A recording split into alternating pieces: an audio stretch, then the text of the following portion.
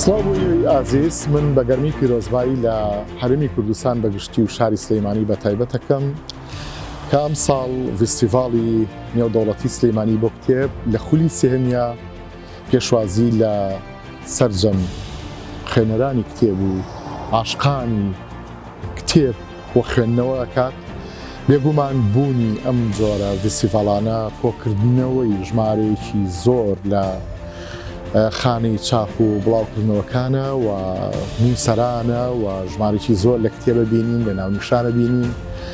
بۆ خۆی ئەمە پەیامێکی زۆر جوانە و مژدەیەکی خۆشە بۆ عاشقانی خوێنەرانی کتێب کە بەداخەوە لەم ڕۆیە دەبینین کەوا هەز بە لاوازیەک و هەز بە کزیەکی زۆرەکەین سەبارەت بە خوێندنەوە. بەڵکو ئەمە دەرفەتێک و دەلاقەیەک بێ بۆ ئاشکردنەوەی زۆرێک لە خوێنەران و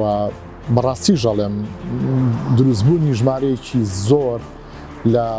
ناونیشان و خانەی چاپەمەنی و بڵاوکراوەکان کە لەوێ وجودیان هەبێ و فرسەتێکی باشیشە لە نێو فستیڤاڵی نێودەوڵەتی سلەیمانی بۆ کتێب کە چەندین دیبەیت و سیمیناری ئەدەبی و هونەری و تایبەت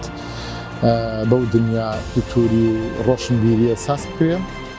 من ئەوەتان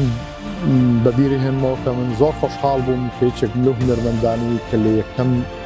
خولی ئەم فستیڤاڵە بەشدار بووم لە کۆتا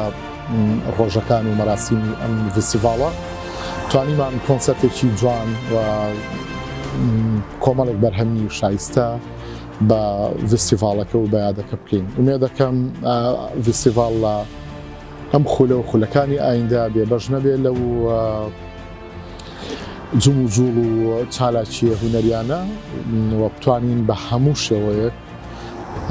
گەرم و گوڕیەک بین بە فستیڤاڵەکە چکە گەرم و گوڕی ئەم فستیڤاڵە گەرم و گوڕیەکی ئەدەبیە و سەقافی و ڕۆشنبیری گەورەیە بۆ ئەم شارە